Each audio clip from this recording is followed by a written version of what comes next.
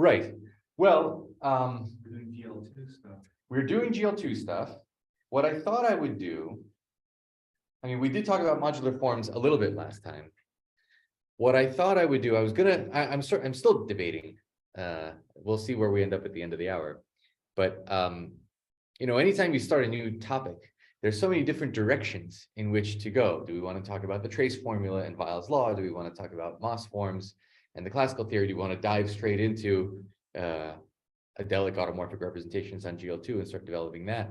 I'm always undecided, and I sort of look around the room and see what people are look like they're feeling today.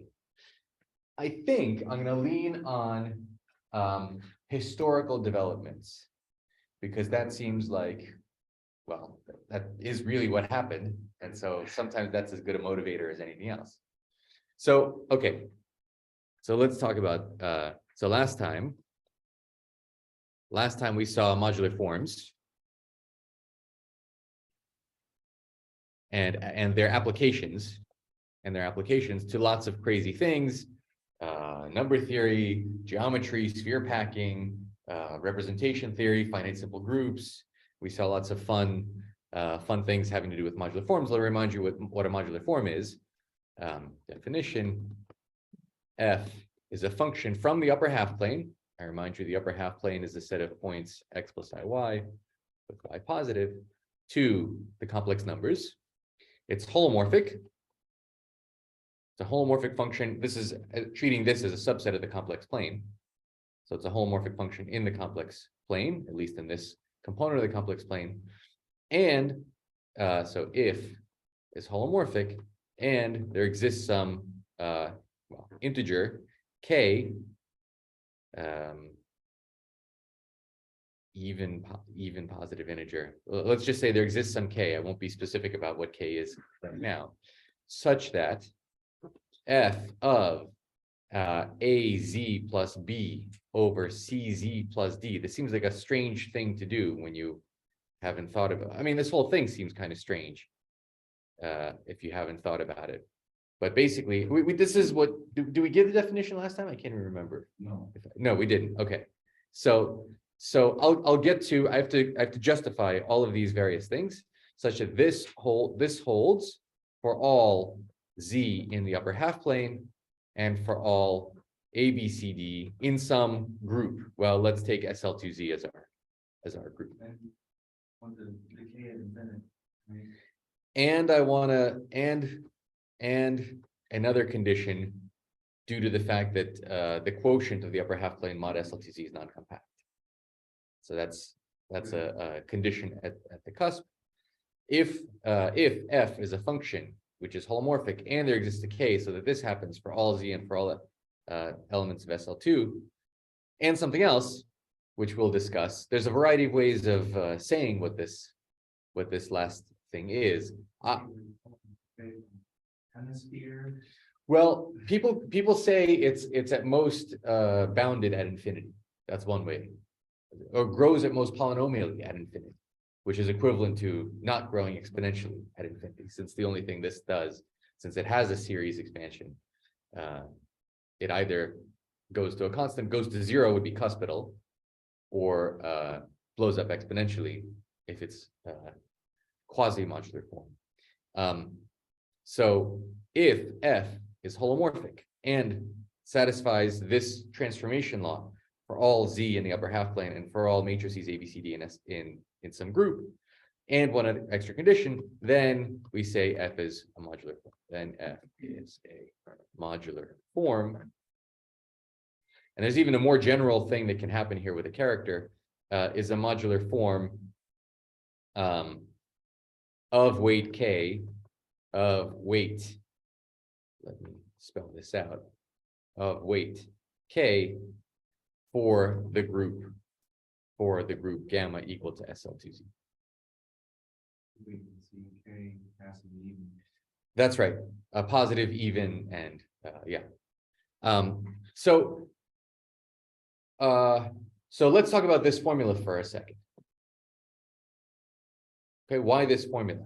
I think what we saw last time was that this f we wrote as a Q series, f of z was equal to some coefficients, a0 plus a1q plus a2q squared plus a3q cubed, and so on, where q was e to the 2 pi I z. Right? This is the kind of thing that we were discussing last time, if we remember. So what's the relationship between that and this equation? So let's look at this identity. What should I call it? Star. So look at star using the matrix 1, 1, 0, 1.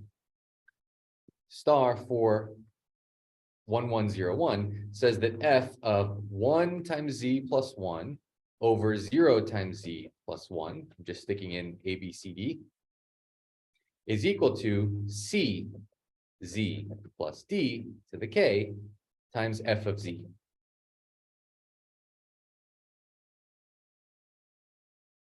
Does that make sense? And so what is this? This is just z plus 1. F of z plus 1 is equal to, and this is just 1 to the k. This is f of z. So if f of z plus 1 is equal to f of z, we're periodic in x, i.e. F of x plus iy is equal to f of x plus 1 plus iy, which means f has a Fourier expansion in the x direction. So we can write f as a sum over some coefficients. Now those coefficients can depend on y, e to the 2 pi I n x, where n ranges in z, all of z. Just the fact that we have periodicity in x. Exactly. Now I'm going to use holomorphicity. Well, the only need is the bounded variation and some conditions for this Fourier series expansion. for the Fourier series, yes, for there to exist a Fourier series, but actually I want to know what its existence, what this term is as a function of y. And for that, I do need f to satisfy some other equation. Sometimes, as we'll see in a second, it might be the Laplacian once we develop that, or it might be holomorphicity. So holomorphic, a function is holomorphic if and only if it satisfies the Cauchy-Riemann equations. Okay, the old guys can't Cauchy-Riemann equations. So the Cauchy-Riemann equations are the d dz bar is 0. dz bar f is 0, right? If you write f as a function of z and z bar instead of x and y, d dz bar is the operator. I always get this wrong. Partial x plus 1 over I partial y. Or minus. I think this one's minus. Anyway, it's one or the other. I think if you put the I, then it's a plus. But if you put a 1 over I, then you get to write it the way it looks like with z bars. Anyway, you check this formula, please. And what this means is that if I apply the differential operator in x, term by term, I get a differential equation for a and y. I'll let you do this exercise. It's actually a very pleasant exercise. This implies that an of y is actually some constant, which I'll call an, times e to the minus 2 pi n y. So this Cauchy-Riemann equation induces a differential operator on each Fourier coefficient. And when you solve that differential equation, it's a very simple differential equation. The differential in x has to be the same thing as I times the differential in y. And the differential x you can read off because you know what it is, an exponential. So y has to have almost the same thing, except instead of an I, it gets a minus sign. Yeah, you're right, except for the factor of a half. Sure. Yeah. Okay. Let's put a 1 there. But since it's equal to 0, it's not. Bar has like a plus I, but you wrote it as 1 over I. So Yes. Yeah. what was the initial assumption? Just that it's holomorphic. Okay, we didn't use this series. Well, so this is how we had been writing. This was from last time. We had been writing things as a Q series. I'm trying to justify why we can write something. The way I defined it, I don't see any notion of a series. why am I allowed to write things as a series? Okay, so the reason I'm allowed to write things as a series in the case of this SL2Z or some congruent subgroup thereof is that we have this translation by one. And because we have translation by one, we have a Fourier series in X. And then we use Cauchy-Riemann to know that the Y, each nth term, how does it depend on Y? As a function of Y, it's some constant times e to the minus 2 pi n Y. And so now, This I'm using half the power of the group. I'm using, that's right. This is using almost nothing about the group, just using the fact that it has this one element in it. The fact that it has this one element in it allows me to write f of z. And now you see why, if I take this thing times that thing, that is exactly what Q is. Q is e to the 2 pi I z. Well, if I put z as x plus iy, this is the x and this is the y. Okay, so now I can write f of z as a sum over all integers, some constant times e to the 2 pi I z. Now y is positive. If n is allowed to be negative, then this function blows up as y goes to infinity.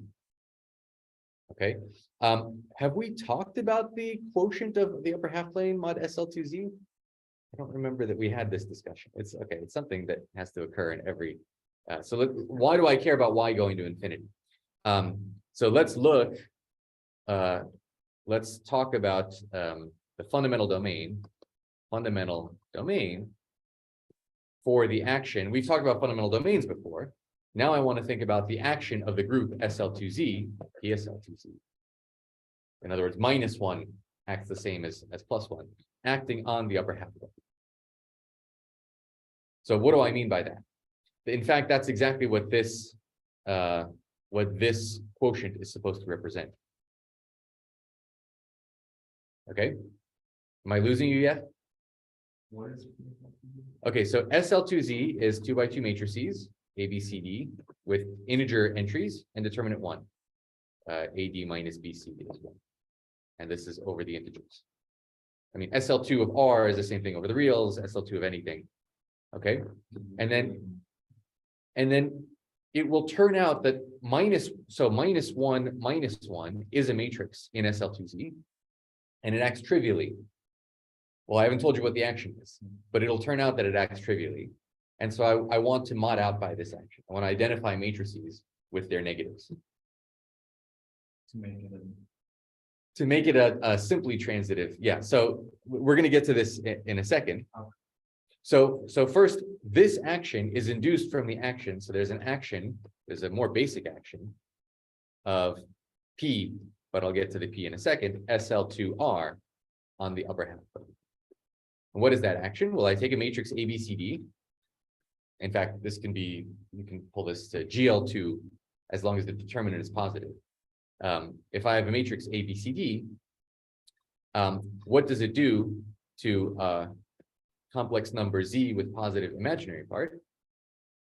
This is the so-called fractional linear transformation. Fractional linear transformation. Fractional, so there's a fraction. Linear is, I'm going to make two lines, AZ plus B, and the other line is CZ plus D. That's exactly that action we discussed earlier. This already explains why doing mile type. I don't remember.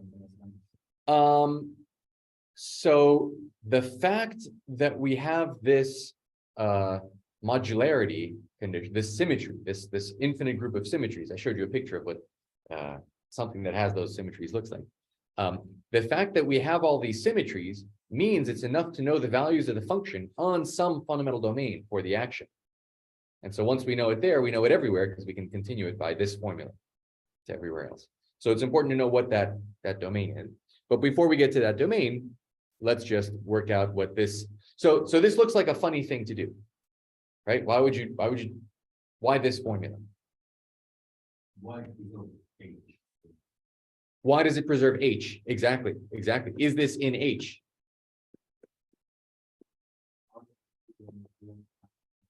That's right. So certainly when I teach complex analysis, I make sure we cover. So you've seen Schwarz's lemma in the disk, and so you've seen what the automorphisms of the upper half plane are. Great. Okay. Do you know the projective point of view on this? That this is okay. So this is actually just linear. This is a linear action on the projective line. So what's the projective line? Projective space is projective line is like the directions from the origin. And so what I want to do is take pairs, ZW, pairs of complex numbers, ZW, and I identify any pair by multiplying by some non-zero complex number lambda. Okay, so this is the set of, it's C2 modulo the relation that identifies things with multiples of themselves.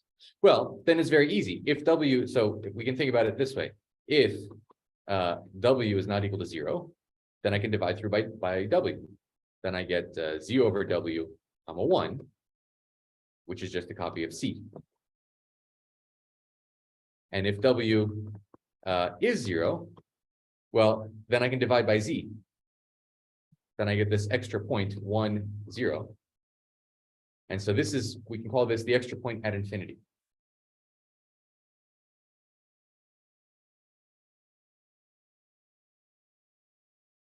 So I'm giving you a representative for anything like this. So one representative is C, 1, and another representative is not a 1 here, but a 0. Well, then I can identify anybody, so I just get a 1. So I get this point at infinity. And if that sounds familiar, you have your complex plane here. This is you can think about this as the Riemann sphere, right? If you take the stereographic projection to the North Pole, so I have my complex point here, and I project to the North Pole, and I get a point. This part's solid, and this part is inside the sphere. So this is the Riemann sphere. Right, exactly. So this is the compactification. If I add the 1 point at infinity that's missing from the complex plane, then I close up a nice sphere. So on this space, I have an action, and the action is ABCD acts on ZW linearly, regular old linear. AZ plus B, right? AZ plus BW and CZ plus DW. That's just the linear action, the usual matrix multiplication, linear action. Usual linear action. So now if I take it in this chart where W is equal to 1, when W is equal to 1, I get, this thing becomes AZ plus B, CZ plus D, and as long as this bottom thing is not 0, if this isn't 0, then I can divide by it, and it's equivalent to, if I divide by it, I get a 1 here. What do I get in the numerator, or in the one component? I get exactly the fraction linear action, AZ plus B, CZ plus D. Then you can work out when it would be. That's right. That's right. That's right. So if Z is in the upper half plane and C and D are real, this is never 0. Yeah. If Z is in the upper half plane and C and D are real, then this thing is not 0. Let's say it properly. Then CZ plus D can't be 0. Okay. So that's where the fractional linear transformation actually, it's not just a formula out of nowhere. It's the projective linear action. But if you want to forget about the projective story, it's just, this is what it becomes. Why would people think about Because you want to compactify the complex plane by turning it into a Riemann sphere, and I mean, this is a very natural thing to think about. You want to understand binary polynomials, homogeneous polynomials in 2 variables. Well, you can think about that. You can rescale both variables. And you can say, well, that's not really a different polynomial. That's just lambda to the n, where n is the homogeneous degree, times that original polynomial, And that leads you to things. for example. But then this has a geometry associated. That's right. with, That's right. That's right. But okay, so this is where this fractional linear action comes from. Let's study this action a little bit more. So this is where it comes from. So back to here. So the first thing you might want to know when you have an action. So again, the action SL2R acting on the upper half plane is that a matrix ABCD, as we just saw here, sends a point Z to the fraction AZ plus B over CZ plus D. And when you have an action, oh, so why is this an action? First of all, is it an action? Is this thing in the upper half plane? So that's the first thing we have to work out. So let me leave you with a little, very simple exercise. When you look at the imaginary part of AZ plus B over CZ plus D, if A, B, C, D are real, this turns out to be, it's the imaginary part of Z divided by absolute value of CZ plus D squared, and there's a factor of the determinant, AD minus BC. So if the determinant is 1, or at least positive, then the fact that the imaginary part is positive, and this thing is obviously positive, tells you that the imaginary part is actually positive. So it does land in H. Okay, so this does map elements of the upper half plane to the upper half plane because it preserves the positivity of the imaginary part. Negative determinant. Well, or just be aware that the negative determinant will flip from the upper half plane to the lower half plane. Okay, so is this an action? What do I mean by that? If I have G1 and G2 are two matrices in here, is it true that G1, so I'm going to take this fractional linear action and act on G2 of Z, and I'm going to compare that to the matrix multiplication of G1 times G2 and act on Z. Are these two things the same? Well, this is a big, ugly calculation if you really want to do it out. But if you think of it projectively, it has to be the same because this action is an action. It's the linear action. Matrix multiplication is associative. And therefore, so follows, so this, maybe I should put it here, yes, from associativity of matrix multiplication. When you think about it projectively. Is this a vector space? So can I add elements? So scalar multiplication. Well, so if I scalar multiply, let's think about this. If I scalar multiply something like this, if I scalar multiply infinity, I still get something equivalent to infinity. If I scalar multiply a vector, I still get an equivalence class of vectors. It doesn't change the equivalence. It's a stupid vector space. And then can you add? So here's the problem. No. So here's the problem. I can't take 0, 0. So minus, I should have subtracted off 0, 0. So I do not want the point 0, 0, the pair 0, 0.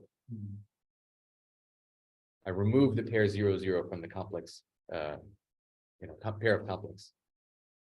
So this is in pair of complex numbers minus 0, 0. And then if you add, So, I mean, if you add two equivalence classes, you depend on the two. I mean, once you don't have a 0, you don't have a vector space. You can't multiply by the number 0. Well, it's not immediately clear that some non-zero pair doesn't happen. If you add two things out, it might send you to the same thing. Sure. So what's something that you can add to anybody and not change it? There have to be some scalar multiple of that vector. But you have to be able to add it to anybody. Everybody. Yes. But... Yeah. All right. So not a vector space. Seem to remove an element. definitely not compact. Well, because you're thinking about, if you think about, okay, so maybe this is a little funny to draw because it's complex projective space, but if you're thinking about real projective space, then you can really draw it. And what does it mean? It means rays through the origin. So you need 2 points to define a ray. 0, 0 is not a second point. Yeah. Like you need to exclude 0, 0. I need to exclude 0, 0, and then I can say what the other rays are. All right. Good. What was this faux? Oh, yeah, I know, but for what? Okay, so I don't know what I just undid. Just undid something.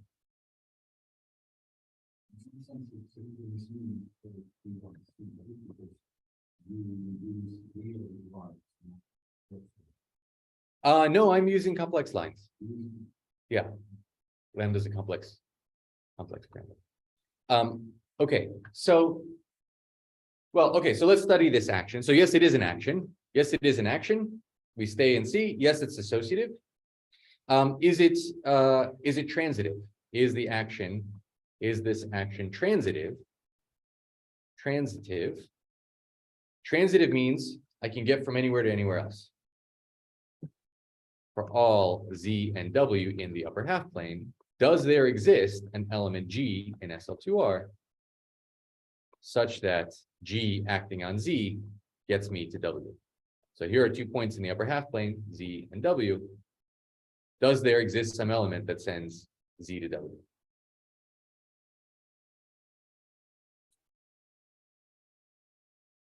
Any guesses? Like, is the action connected? Is another. I would use the word connected as well, because then you want to think about connected components.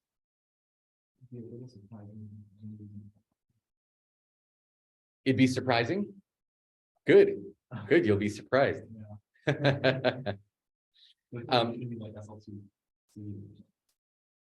Yeah. So I claim that I can get anywhere from I. So the point I is in the upper half plane. In some sense, I is the center of the upper half plane. There's a very simple sense in which that's the case.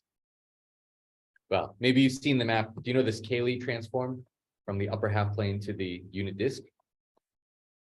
And it sends Z to Z minus I over Z plus I. So the reason this has absolute value less than 1 for things in the upper half plane is if you're in the upper half plane, if and only if your distance to I is less than your distance to minus I. And where does it send the point I? So this is the Cayley. What's going on? Yeah, that's right. Isn't that right? Yeah. Transform. So it sends I to the origin. This is if we call this iota. Iota of I. Whatever. You see what I mean? Then I goes to the origin. Okay. Anyway, not that the disk doesn't have an origin. Every point is just as good an origin for the disk, just like any point is just as good an identity in the upper half. But I claim I can get to any point from I, which means I can get from any point to any other point by going back to I by the inverse. So if I have Z equal to X plus IY, I need to find, so we're given this, and I need to find a matrix G such that G of I, which I remind you is CI plus D, AI plus B over CI plus D, I want this to be my X plus IY. So what matrix can I take? Well, let's notice a couple of things. If I take the matrix 1x 0, 1, so for any real number x, this has determinant 1. And what does it do to Z? Let me not call this X because then you'll confuse this with the X. Let me call this alpha. Okay, so this is 1 times Z plus alpha. We already saw this when alpha was equal to 1. It's translation by 1. But actually that's not particular to this element being 1. It's just the denominator is 1 and the numerator is Z plus alpha. So this is translation by alpha. So if I'm trying to get to a point X plus IY, the first thing I might do is translate over by X. Okay, so if I take the matrix 1, x, 0, 1 times I, that gets me to I plus x, or x plus I. And then the question is, how do I move vertically?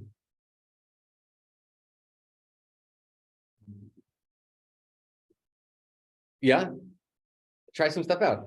What are you thinking? 1, 0, 1, 0, y1 is an interesting idea. In fact, yeah, so let's see what this does to I. It does something a little bit, so you see the action of this is to take any point z and to translate it by, well, when I called it alpha, it's just horizontal translation by alpha, z plus alpha. That's what that does. It's just the action of horizontal translation. What is the action here? Oh, actually, it's y.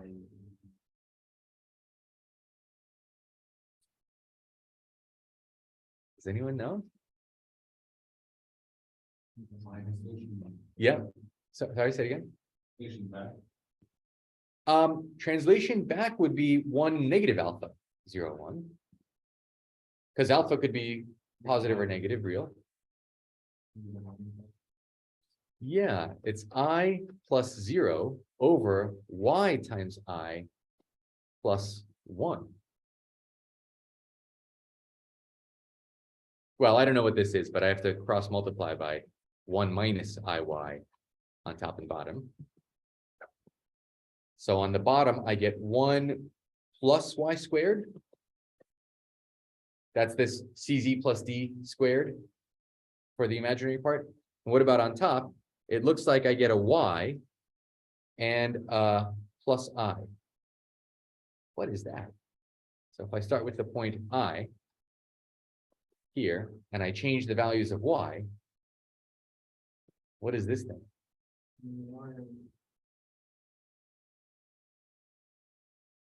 How about when y gets huge, positive huge?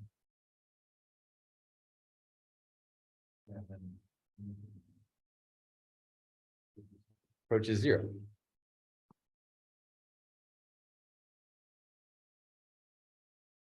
Anybody know? You'll get a circle.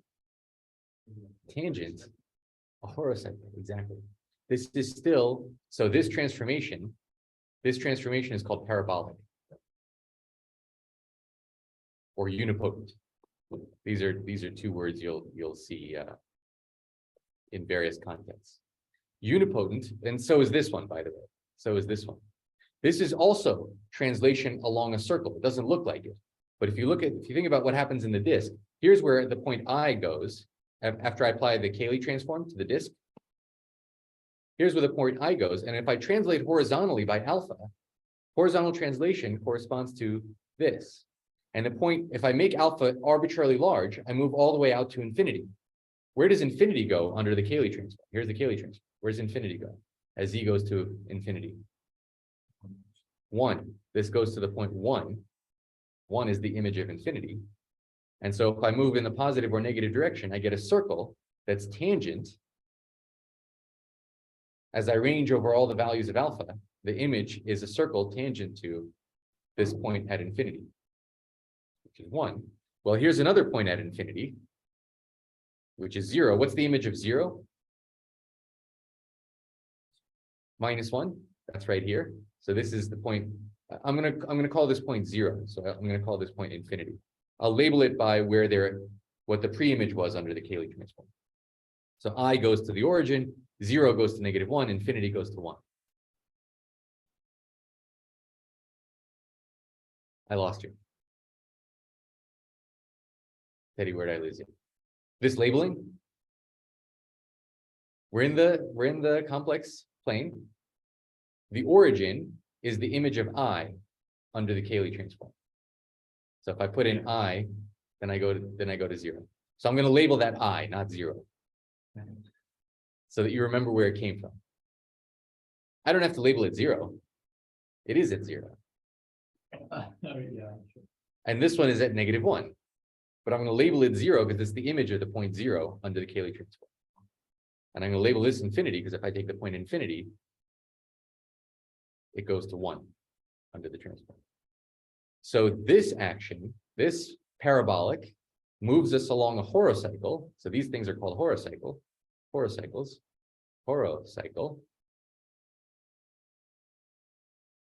centered at infinity. Well, the center of a horocycle is the point where it touches the boundary. Okay, that's just the terminology. This element is also a parabolic, but it's centered at 0. So it moves us this way and this way. Okay, so this isn't so useful for trying to move in the imaginary direction. I mean, it does move us somewhere. And in fact, the combination of these two motions will generate any kind of motion you like.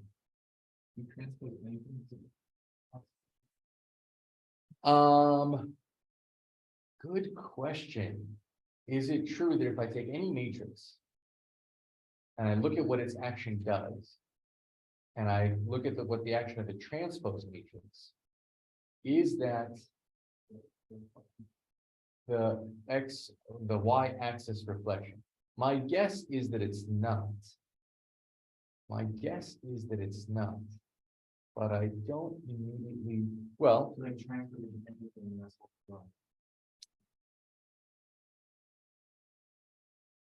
yeah, except for the things that I have in mind, that is the case. Yeah, so let's classify the types of motions that we have. Well, I'm sort of doing too many things at once. Right. For each individual element of N and A and K.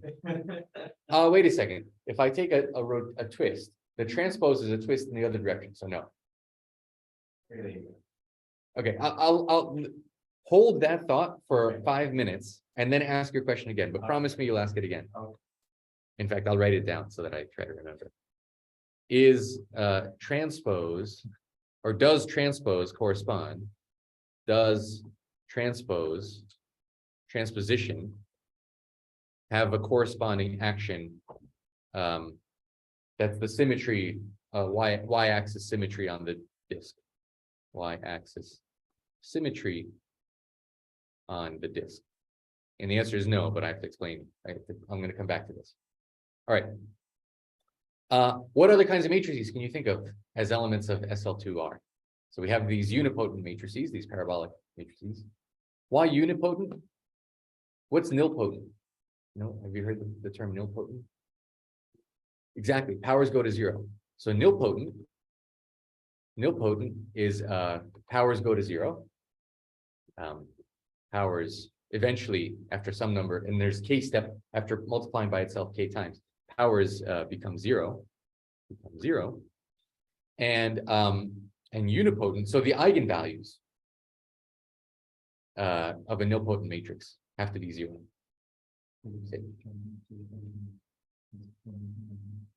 Exactly. So the exponential of a nilpotent is a unipotent. And unipotent has all eigenvalues 1. All eigenvalues are 1. In fact, these are the non-diagonalizable, right? This is the Jordan block. Non-diagonalizable matrices. Okay. What about what other kinds of matrices? So there are the non-diagonalizable ones. How can you be not diagonalizable? You could be not diagonalizable if you are one of these Jordan blocks, but you have this eigenvalue 1. You could be diagonalizable. What if you are diagonalizable? What does a diagonalizable matrix look like?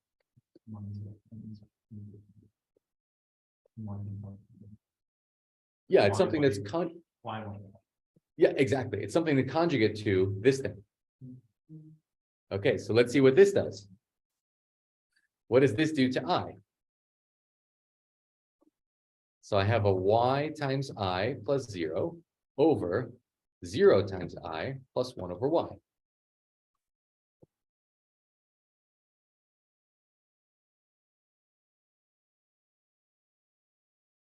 So yi divided by 1 over y is y squared I.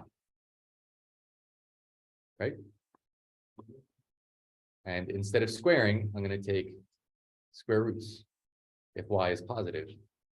then I can square root things so that I don't have this. And in fact, this is a reason that people use GL instead of SL, is you don't have to deal with square roots if I put a 1y. So notice that if I put 1 and y, that acts on I also by fractional linear transformations and sends it to y times I plus 0 over 0 plus 1. So this is just IY. This is in GL2 plus. Plus means the determinant is positive, so that we don't switch from the upper half to the lower half. Okay.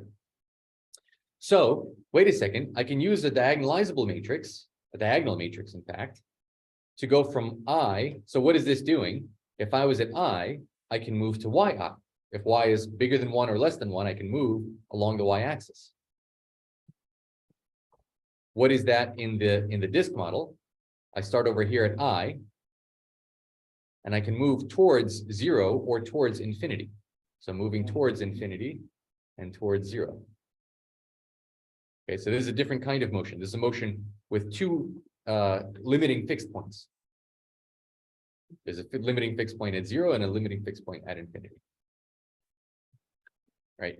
If I take 0 and I scale it, the scalar multiples of 0 are still 0, scalar multiples of infinity are still infinity. So this breaks the transposition. This transposition does nothing. Transposition does nothing, and here it flips left to right. Well, or in the flipping across the y-axis would flip left to right, whereas transposition does nothing. Okay. There's an even worse reason that we'll get to in a second. So these are the three kinds of, so either you can be unipotent. So we're getting to the classification of motions. So either you can be unipotent. and at this point, you already have an answer to transfer. That's right. You can move vertically first. Okay. then So Andre is giving us the answer. If I want to get to a point x plus iy, I can use this matrix to go from y up to iy, wherever that is. And then I can use the other matrix. So if I take I and I multiply it by this matrix, root y 0, 0, 1 over root y, that'll move me to yi.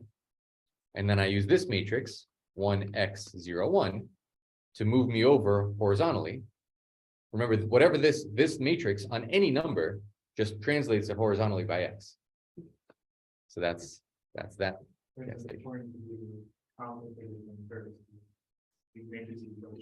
They do not commute. They do not commute. Yeah. This is crucial that they do not commute. I just imagine replacing I. Oh, yeah. No, but even as a matrix, let's see what happens if I so this I claim is x plus iy for the reason we just discussed. Whereas if I do it the other way, if I do the wrong way around, 1x 0, 1 times root y 0, 0, 1 over root y. Then first I move a horizontal distance of x. Well, let's just multiply it out. What will we get? We'll get here, the matrix multiplication, I get a root y, and here I get a root y times x. These matrices not guaranteed that the action's going to be different.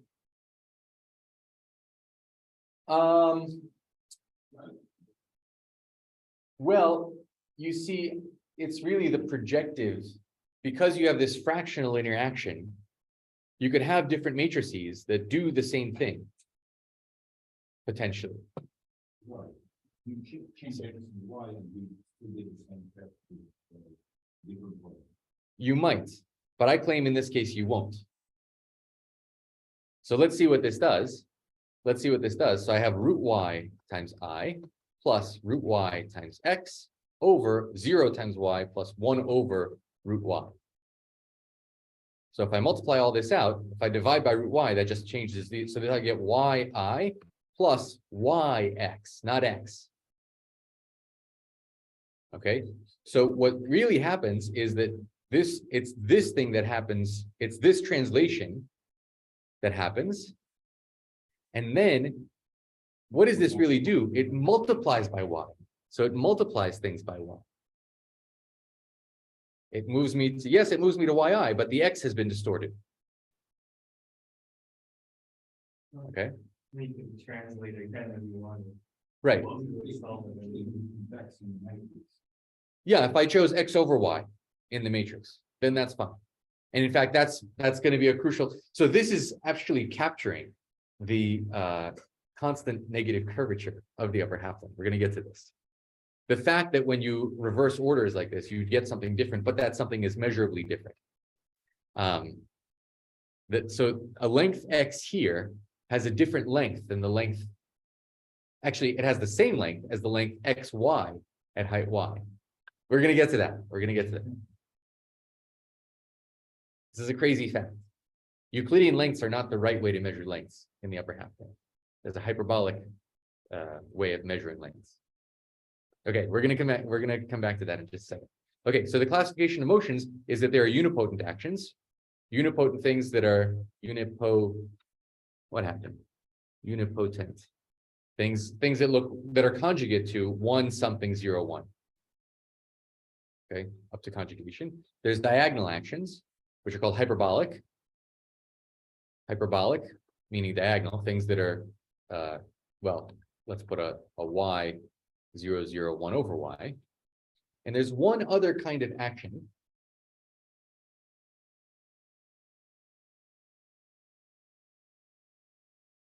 What does this also correspond to? There's something else that we could think about this. Your matrix, ABCD, could have, it has eigenvalues, right? It has eigenvalues, lambda, and because it's determinant 1, the other eigenvalue is 1 over lambda. And so if both eigenvalues are real and distinct, you get a hyperbolic matrix. So two real eigenvalues. If they're both real, but they're the same, then they both have to be 1. So this is 1 double real eigenvalue. Or they could be complex, in which case, if it's complex, then one of them is in the upper half plane, 1 over lambda is going to be in the lower half plane. Or you could have complex eigenvalues, which means there is no real eigenvalue. So there is no, what kind of, and that has a name. These are called, I don't know how you're supposed to guess what things are called. They're called elliptic elements. Elliptic elements. And they are conjugate to things that look like, how would you guess this?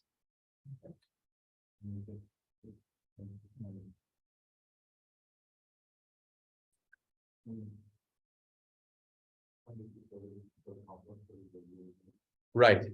I'm going to write it the real way, which is cosine theta on the diagonals, sine theta, and negative sine theta on the off diagonals. Let me make this a little bigger.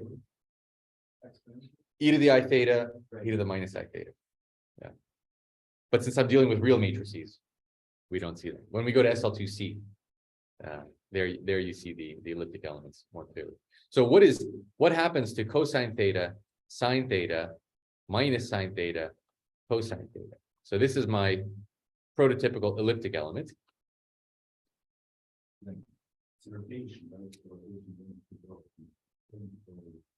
It's exactly what you said. It's rotation. So it's rotation about what? What happens when I act on I? So if I act on anything, if I act on any z, well, there's not much to say. It's just cosine z plus sine over negative sine z plus cosine. But when that thing is I, so now I have cosine times I plus sine over negative sine times I plus cosine.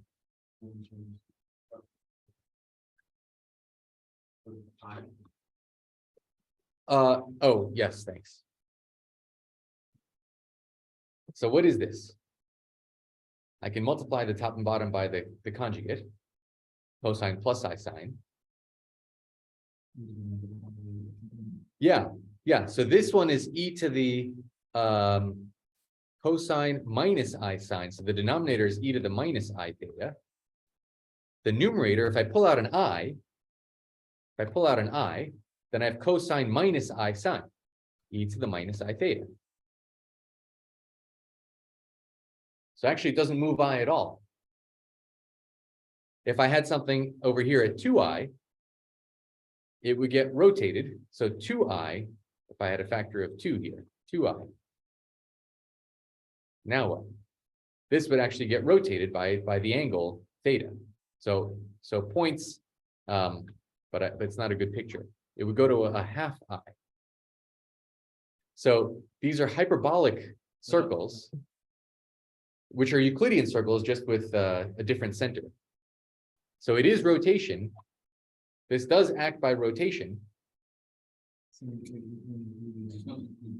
Just not Euclidean rotation, except in the disk. In the disk, it is Euclidean rotation. So it's Euclidean rotation in the disk model, but not in the upper half plane. So we need my theta and the origin is greater than nothing, and then That's right, by any theta. if you're at 2i. But you're at 2i, then it's going to move you by the angle. The origin of this model.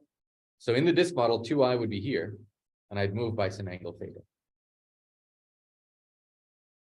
So in this we have rotation about the origins circles. Yes, that's exactly what this element does. In your animation is. Which one is that? So if you're talking about the diagonal, it looks like linear translation, but that's a anomaly. Ah, It's not actually linear translation. It's translation along geodesics. We're going to get to geodesics in a second.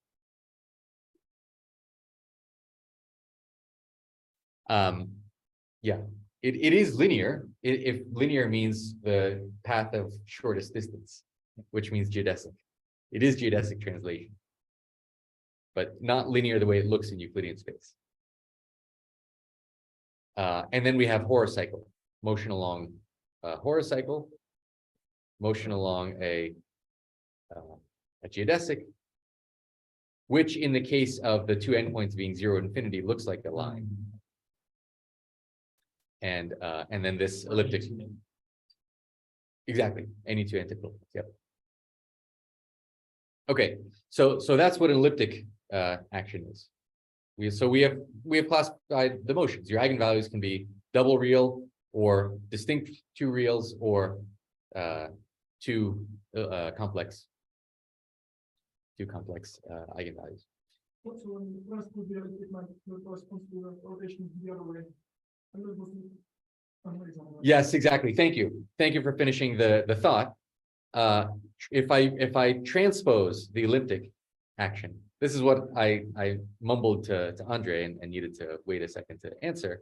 So if I transpose this, it corresponds to replacing theta by negative theta, which means instead of rotating this way, I rotate that way. And that has nothing to do with transposition across the y-axis.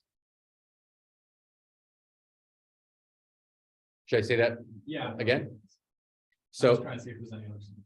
oh, so they each, there is always a symmetry due to transposition, but it's a different symmetry Each class. for each class of, yeah. And in fact, for each conjugacy. The original question was, we noticed that when I replace 1x01, let me draw another picture of the disk. If I move by 1x01, I get this horocycle. The set of images is this horocycle. If I start with I, and I move it by all these values. Or if I move by 10y1, I get this horocycle. Oh, isn't that curious?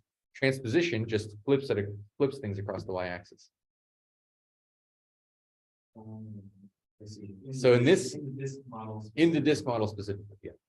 And so the question is that what transposition does in general? And the answer is no. And it's even a little hard to see for the diagonal flow, at least the very first one that I wrote down, because it does have a quasi-symmetry across the, symmetry and a negation in orientation. But here it's just completely the wrong action. Okay, so the answer is no. Okay, great. We've classified the motions. We showed that it's transitive. So the action, is the action transitive? The answer is yes. Right? I'm getting to that. I also did show that it's not faithful, but I didn't say the words. So is it clear why it's transitive now? If I can get from I to any point, well, the inverse matrix, because it's an action, the inverse matrix will get us back to I from any point. And so I can go from Z to I to W. Okay, so I can move from any point to any other point. And if you have a transitive action, in general, if G is a transitive action, G acts on a space X. G is some group acting on a space X. It is transitive. Then all I have to do is think about, I can almost identify G with X. The only problem is some elements of G. So if I fix some base point in here, X0, and I look at the orbit GX, I will get all of X, but I won't necessarily get it exactly once, because there may be some elements of G that don't move X0. So I have to mod out by the stabilizer. X can be identified in this way. Sorry? So here in the most general setting, X is your subset and D is. Yeah, topological space. X and topological space. It's just a set, actually. Yeah, I haven't introduced topology yet. This is just a set, and the other side's a group, and this is just an action. Just an action. Yep. If it's transitive, so I can take any base point, and the orbit under all of G under that base point is X. That's the definition of transitivity. Then I can identify the points of X with the elements of G mod the stabilizer of your X0. Because whatever the stabilizer does doesn't move X0, and everything else by definition moves to everywhere else. Okay, so we have to identify the stabilizer of a single point. And as Andre said, we just did. Let me take out that 2. The stabilizer of I is exactly these elliptic elements.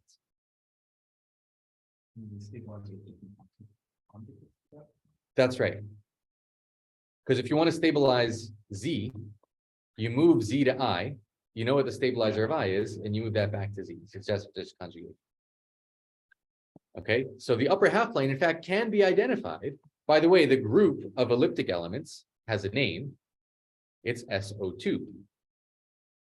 SO2 is the set of things, let's call it K theta, or this is K theta. Why is it called SO2? What is it? It's the orthogonal group. What is, okay, 2 is 2 by 2 or something.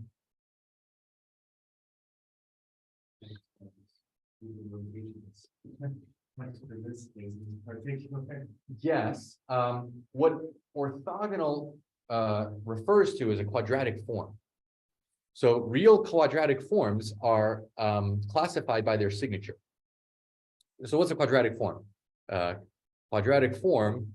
So in this case, our quadratic form would be x squared plus y squared. This is a quadratic form. It's a homogeneous polynomial in some number of variables.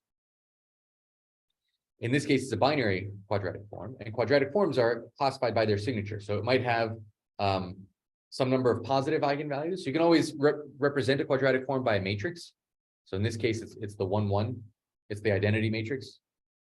Because if I multiply by x, y here and here, I recover exactly the quadratic form.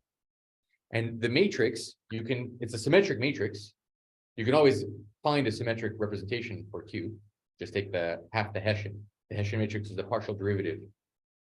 Two derivatives in each of the variables. So that's a matrix. And that'll be a symmetric matrix. And that will be, you see, if I took 2 derivatives, I would get 2 in X. I would get 2 for XX, 0 for XY. There's no cross term. 0 for XY and 2 for X. So half of that is this identity matrix. And when I multiply that out, I get my quadratic form. So symmetric matrices are diagonalizable with real eigenvalues. And so the only question is how many eigenvalues are positive, how many are 0, and how many are negative. So if it's non-degenerate, then there's only positive and negative. And so that's called the signature. And so SOPQ is the group of symmetries of a quadratic form of signature P positive eigenvalues, Q negative eigenvalues. And so what preserves this quadratic form, x squared plus y squared, In other words, what matrices will never change? Go ahead, Andre. No, you were saying. What matrices in SL2R or in, so the S is the, I want determinant 1. In general, O2 is the orthogonal group of this quadratic form. And so what preserves this quadratic form? How do I apply a matrix to X and Y? What linear changes of variables, invertible linear real changes of variables of X and Y don't change the value of X squared plus Y squared? It's exactly the rotations. This is measuring the distance from the origin. Rotation doesn't change that. If I replace X by X cosine theta plus Y sine theta, and Y by negative sine theta X and cosine theta Y, that doesn't change this. So you're saying that for this quadratic form specifically. Yeah, Then let me be more. So if I have the quadratic form X squared plus Y squared, and I replace X by AX plus B squared, and I replace Y by CX plus D, Y squared. And I want this to equal X squared plus Y squared for all values of X and Y. right, and that is what you're defining as does not change it. That's right. That's right. So in general, if you have a quadratic form, if you have a general quadratic form, and I'll use Q also for the matrix representing that quadratic form, then the orthogonal group of Q in any ring, the reals, the integers, whatever, is the set of matrices M, such that if I take, you see, what do I want? I want Q times a vector X times that vector transpose to be the same as Q times X replaced by MX. That's the linear action, which when I do it on the other side gives me X transpose M transpose. And I want these things to be equal for all X. But if it's equal for all X, then these matrices have to be the same. So it's a set of all matrices so that M transpose Q M is just Q itself. This is also why it's an algebraic group, because this is a variety. To know that these two matrices are the same, if I give you a matrix Q, to know that these two matrices are the same is to check that they're the same on every coordinate. And at every coordinate, I have a quadratic equation in the variables of M to know whether this is satisfied. In fact, we can work that out explicitly. So let's work it out in this case. So if I write M as A, B, C, D, so M transpose is A, B, C, D times Q, which is the identity matrix, so I don't have to do anything, times M itself, A, B, C, D. And I want that to be 1, 0, 0, 1. So what do I see at the first coordinate? I see A squared plus C squared. A squared plus C squared is 1. What do I see at the last coordinate? I see B squared plus D squared is 1. So that means A and C are some sine and cosine. That means B and D are some sine and cosine. I also see on the off diagonal coordinates, AB plus CD is equal to 0. So they're not just some arbitrary sines and cosines, they're related, they're intercorrelated like this, which means after a little bit of algebra, that in fact it's this cosine sine, negative sine cosine matrix. Okay, so it's defined like this, but it generalizes all the way up. Right. In the specific case of these two vectors, it gives us exactly what. Exactly. Okay, so in this way we can identify the upper half plane with cosets of SL2R mod SO2.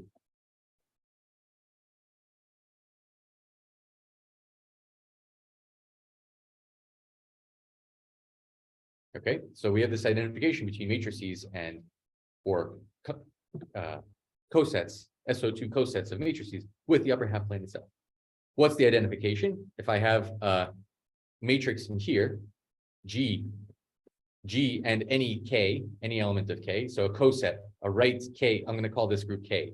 K is for compact, the German compact. So how do I identify that with an element of H? What's the map from one to the other? This is mapped to GK times I. K doesn't do anything to I, and G times I is in the upper half plane. How do I go the other way? If I have an element, we already discussed that.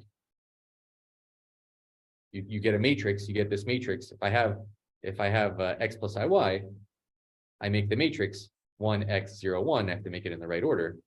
Root y 0 0 1 over root y. And then I can put any k on this side. So I go this way for cosets, I go that way for elements of the upper half plane. That's the identification.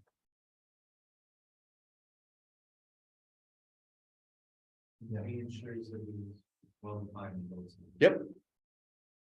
Yep. So that unique, here's the point, unique cosets go to unique elements. That's why this is an exact identification. So faithful. Faithful means you don't have more than one partner on the other side. And so everyone's paired up uniquely. Does that make sense? Kirill, something you're like? I is a special point, right?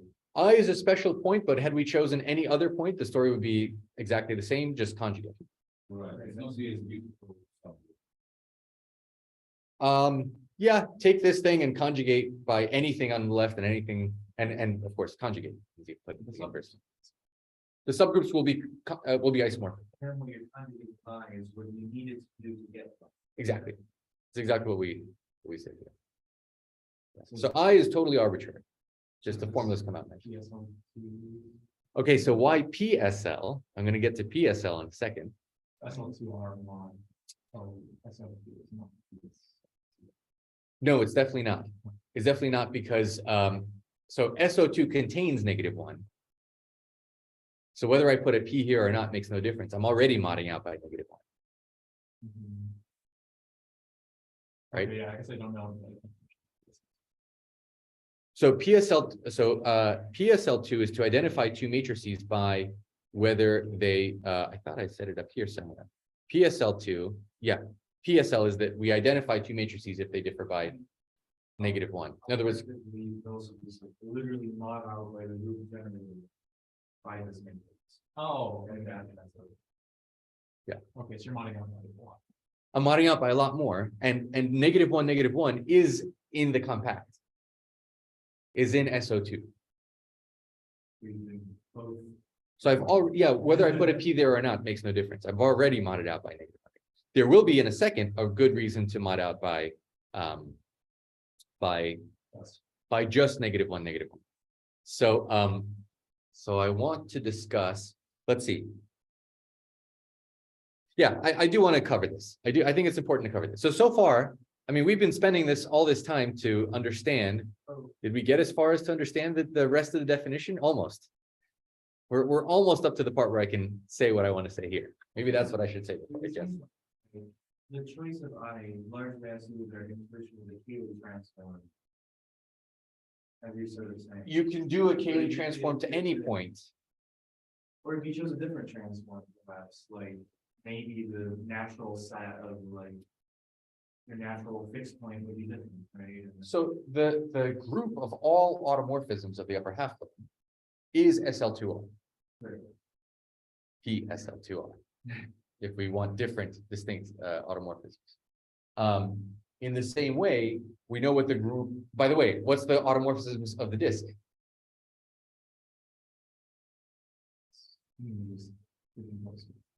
That's right. That's right. So it's SU11.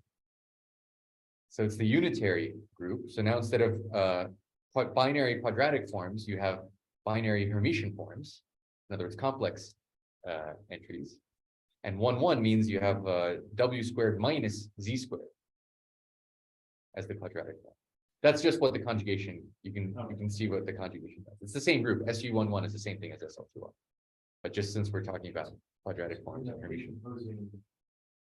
With Cayley, this gives you this Exactly. dimension. Exactly. And you could have taken there's nothing special about I here. You could replace I with any point in the upper half plane, and you're closer to a point in the upper half plane than you are to a point in the lower half plane, if and only if you yourself are in the upper half plane. So you can replace I by any. And that makes you special. Whatever you choose. Yeah. That'll put that point at the origin, which is the same thing as taking the Cayley transform, then doing an automorphism of the disk, to move your favorite point to the origin instead of I, and then conjugate it back. So, yeah, at this point, it's just really the simplest, Yes, instead of carrying around a Z0 everywhere, I already have a Z0 that God gave me called I. I'm just going to use it. But there's nothing special about it. Right. So how far have I gone towards justifying the definition of modular form? So the fact that we're acting on the upper half plane, I think we talked about that last time.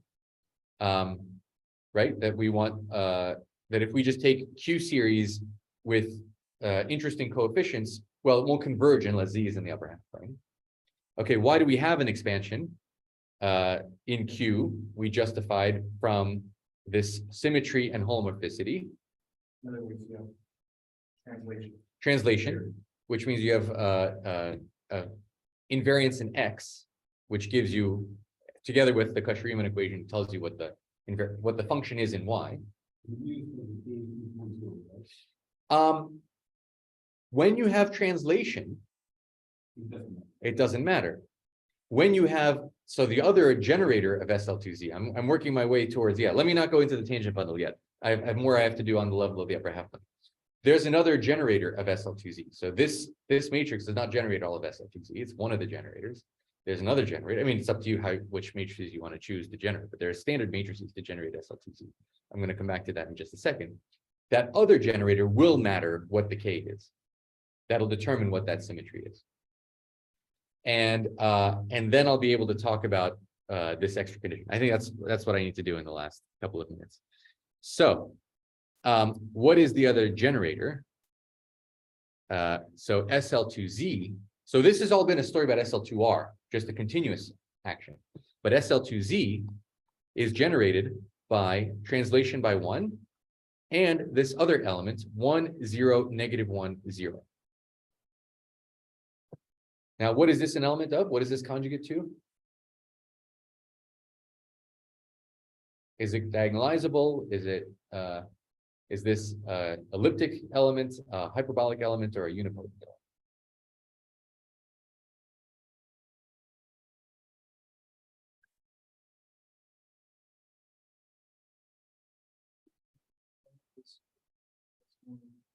Uh-huh.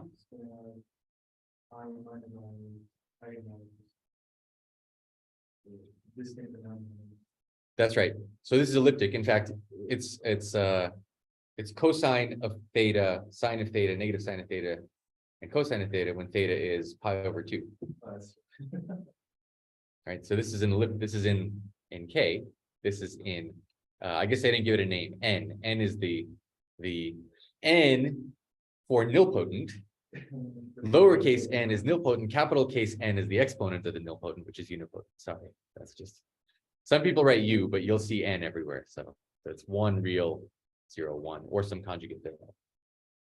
And so what do these two elements do in concert? So what does this element do? If I have a point Z in the upper half plane, again, it's up to you to choose the generators for the group. There's no unique choice. But these two are the standard. And by the way, in the terminology, this is often called T translation. And this is often called S. This is the other symmetry. So if I have a point in the upper half plane, what does S do to it? Well, let's work it out. 0 times Z plus 1 divided by negative Z plus 0. So this is negative 1 over Z. Did we talk about this last time? I feel like we did. What is this? Yeah, okay. So what is 1 over Z? So if I have a point Z, here's the unit circle. Yeah. So if I invert through the unit circle, that sends Z to Z over norm Z squared. That's inversion through the unit circle, which is the same thing. Norm Z squared is Z times Z bar. So this is 1 over Z bar. If I negate this, that's reflection across the origin. That's over here. So this point will be negative 1 over Z bar. And then if I take the conjugate is to flip across the x-axis. So the conjugate is going to be over here. The conjugate of this is -1 over z, -1 over z. So you can think about that as reflecting through the unit circle and across the y-axis. So that's what this transformation does. So it's kind of, well, it is a rotation about the origin by the hyperbolic. There's a hyperbolic circle on which all these things lie, and it's rotation about that, if you want to think about it that way. So this -1 over z, what does it do? My claim is that if z is outside the unit disk, then the imaginary part of -1 over z, if you're outside the unit disk, then when you do this this S action, your imaginary part decreases, is less than the imaginary part of z itself. Inside. Right. And Yeah, maybe that's what I want to say. I want to say the opposite. If you're inside the unit disk, like here. Oh, and what is the order of this element? Probably 4. 4 sounds right, right? It's a rotation by pi over 2. So let me multiply it by itself. 0, 1, -1, 0 times itself, 0, 1, -1, 0. I get 0, -1, 0, 0, 0, 0, -1. So as an element of SL2R, it is an element of order 4. But this element acts trivially. Because so this is why we use PSL. If I use -1, 0, 0, -1 times z for any z, I get -z plus 0 over 0 minus 1. That's z itself. is the function outline Is the group that I quotiented out initially? You mean when I did PSL2R? Yes. It's exactly to take care of this.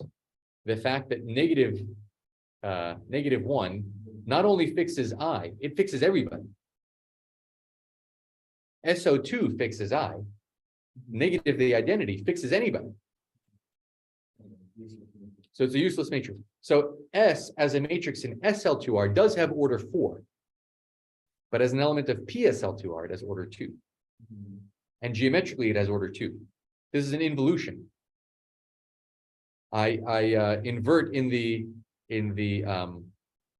circle, in the unit circle, and then I reflect across the y-axis. I get back to where I started. Okay, so that's why you want PSL2R to reflect the geometry. And I want to flip this inequality.